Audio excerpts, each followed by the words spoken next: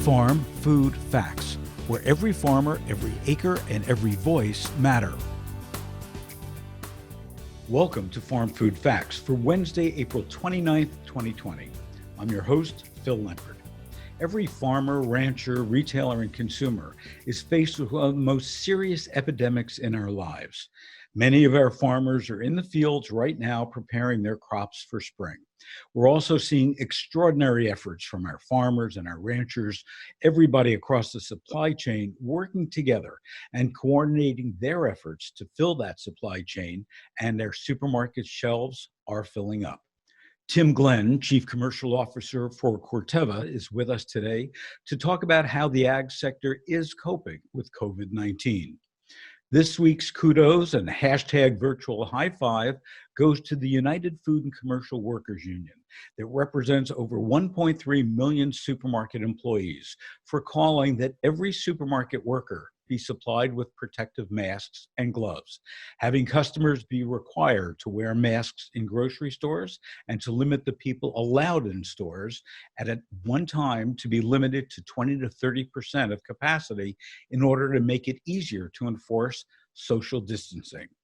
The UFCW gets this week's hashtag virtual high five. Tim, welcome to Farm Food Facts. Great to be with you today, Phil. So, Tim, how have you seen those in the ag sector step up and respond to the current COVID-19 pandemic? Yeah, clearly it's been quite an experience here over the last few weeks. As you mentioned, our farmer customers are either in the field working or preparing to go into the field, and so it's with that they've been able to take added measures to protect themselves and others as well.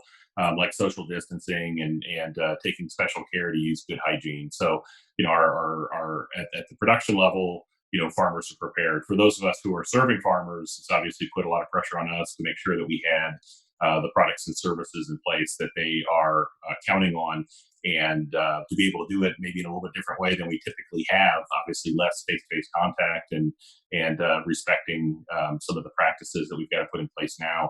But I think the industry's really stepped up well, and we're in a good spot right now where the seed and crop protection products that customers need are in place. I think others up and down the value chain have also stepped up, and you look at how truckers are making sure that products get into place as they're needed. Our retail partners, our agents selling seed, as well as all the way through the food value chain. It's been a great spotlight. And with agriculture being one of the essential industries, it's a huge responsibility for all of us. And I think you're seeing agriculture really step up and do its part to help contribute to society. How has your company, Corteva, and even the individual employees of Corteva been able to support their local communities? Yeah, well, I think you look at it on a few fronts. First thing is from a business standpoint, we've worked to make sure that we've had business continuity in place, and that means that the products and services that our customers are trusting and relying on are there. And at the same time, we've had to take care of our employees because we have literally thousands of employees who are working hard every day to provide that service and product to our customers. So making sure that our employees are safe, making sure that our operations are maintaining good continuity, and we're able to supply those products and services has been a big priority. And as I said, we're in a good spot right now in terms of our supply chains and having product in place. So, making sure that we're there to serve our customers is probably the first part. From a philanthropic standpoint, Corteva has been very committed to helping our communities, the communities we operate in, as well as those individuals that are impacted by COVID-19. And so, we're using all of our capabilities to help bring solutions to folks, and that's included, contributing our financial resources as we can, especially to ensure food security for people who've been impacted by the economic disruption we've got, as well as some of the capabilities we have in terms of where we've had additional PPE or been able to provide support to first responders or healthcare workers with additional PPE. We've done that. And then finally, from an employee standpoint, our teams are really stepping up and kind of embracing the challenge here. And we've had many grassroots opportunities that have taken place. We've had local seed sellers who've collected food as they delivered seed to the farms. They've been able to collect food and deliver that to local food pantries. We've seen one pioneer sales agency get on Facebook and is matching donated food products and had over 400 donations that they had personally matched. And so really all of our team has stepped up and again, it's really I think it's a great time to put a positive spotlight on the contributions we make in agriculture. And our teams are very committed and proud to be a part of this important industry. And it's been a great opportunity for us to, I think, perform as a business, but also on an individual basis to help society. So Tim, you mentioned, especially now, the ag sector has become more vital than ever. You've just released the results of a study called The Future of Food and Farming that took an in-depth look at the attitudes of the next generation of farmers and consumers, those being classified as Millennials and Generation Z, what they feel about farming and the future of the food system. What were the drivers behind commissioning such a study? Well, first thing is, we're in this for the long run, and obviously we're in a very dynamic industry, and it's important that we not just look at where we're at today, but look at where trends are moving forward, and those next generation producers and consumers are really on the forefront. It's important that we listen. So, the good news is we did commission this study. We looked at millennial farmers and consumers, in that millennial or Generation Z range, so probably 16 to 38 years old. And we looked across 5 countries. So we looked at Brazil, US, China, France, and Russia, which are all key agricultural producers.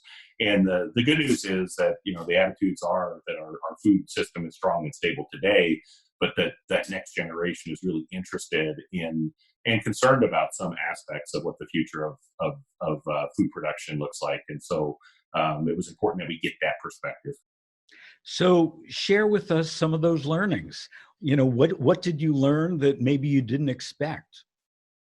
Well, I think that, one of the things that stood out for me was that there was actually a lot more alignment between those who were on the producer side and the consumer side. And to me, a lot of times we think about the difference between those who were in the production agricultural side and consumers, and it feels like there's a huge difference in terms of what those attitudes are, or maybe what the areas of concern are. And there was actually quite a bit more alignment, I would say, on what the kind of the major areas of concern were, and that there was also a strong alignment and an open-mindedness from both the producer and the consumer side to work together and to work more on a collaborative basis to try to ensure that our challenges are solved going forward. What, if anything, did you find out about what both groups believe we really need to do to protect the future of food? Well, I mean, really, they are concerned about the integrity of the food system, and that both producers and consumers are interested, and that they believe that they have a responsibility for helping to create solutions, and they want to work together in order to develop what those solutions are. I'm not sure if you asked this question, but do these younger consumers understand the importance of making sure that our farms can survive in order to meet the increased demand of a growing population? Yeah, absolutely. There was really strong alignment, and there was probably 4 common areas of interest that I would call out, and certainly securing the interest on the future of farms was one of those. And I think that there's a justifiable concern around, what is the future of family farming operations going forward, and both from a consumer standpoint and from a producer standpoint, there's some concern about whether family farms will continue to be able to operate as we look down the road. So do you share that concern? No, it's certainly something that is a concern, because there's you look at our our history, and there's no better steward of the land than someone who's living and raising their family on that. And so, it's the tradition of agriculture, not just here in the U.S. but around the world. And so, we work hard to make sure that our customers, most of whom are family operations, are able to be as productive as possible and be in a position where they can sustain their operations for generations to come. So when we look at millennials and we look at Generation Z, very food involved generations, probably more than we've ever seen before. How do you envision these two groups working together to ensure a good food secure future? Yeah, I think from both sides, we've got to listen to each other a little bit more. Again, a lot of times it feels like we're coming about an issue from very different perspectives. But when you can find that common ground, those issues of concern, whether it's around protecting the availability, protecting those who are producing food, making sure that we're confronting some of the major challenges around sustainability.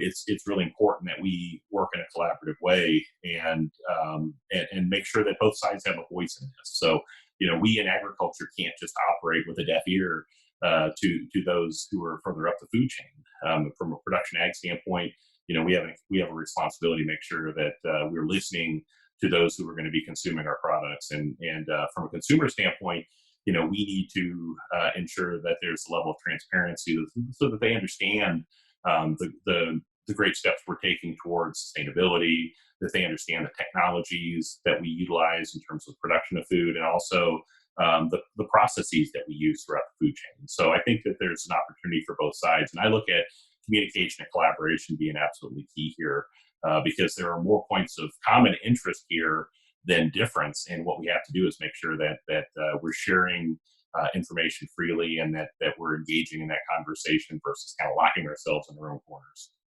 So you mentioned sustainability a couple times, and both sustainability and climate change are hot button issues right now. What does this next generation farmer feel needs agriculture to do to be a solution to climate change?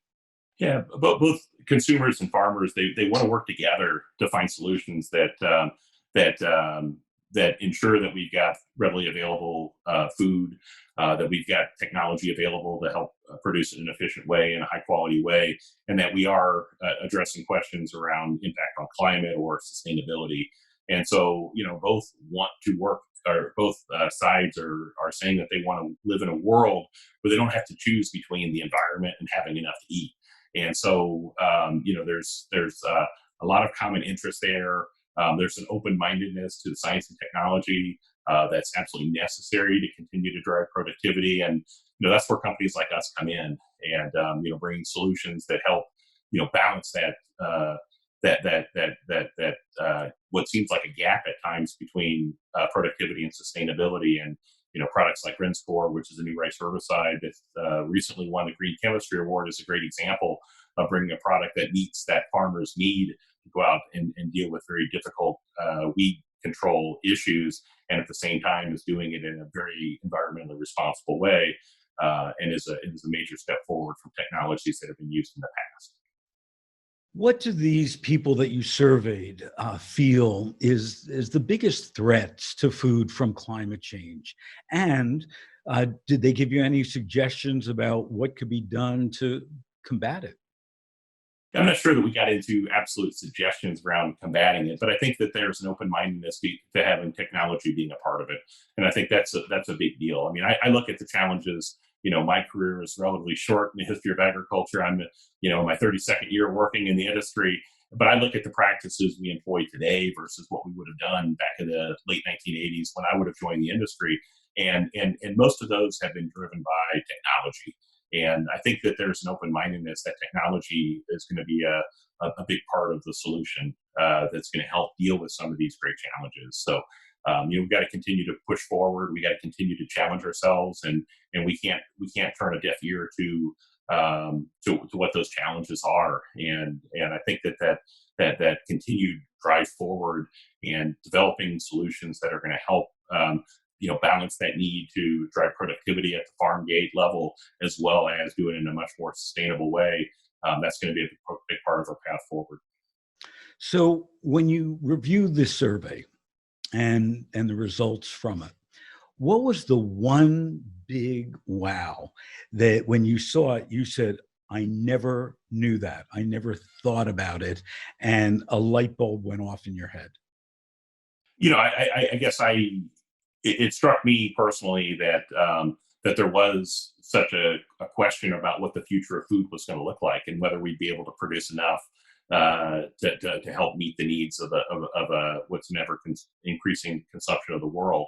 And both farmers have that concern as well as consumers. So there is a genuine concern about our ability to provide that high quality supply that's needed to support a growing world. That was one thing that clearly stood out. And again, I think just the fact that on the big rock issues that are out there, whether it's around the future of food, whether it's around sustainability issues in general, whether it's around securing the future of family-owned farms, that is something that was very common. And then finally, making sure that both consumer and farmers have a voice in the discussion. Those things really stood out to me. But that part around the question that because I'm an optimist and I believe that we've got a great track record of providing, and I'm fortunate that I get to travel the world and see the impact that agriculture is having around the world. And so I'm probably maybe more of an optimist in that space. But the fact that there is genuine concern from both sides probably struck me more than I would have expected. Well, keep up that optimism. And Tim, thanks so much for joining us today on Farm Food Facts. No, it's great to be with you, and I appreciate everything that everyone is doing up and down the value chain, from the production agriculture side all the way through those who are at the retail level, servicing consumers that are under duress.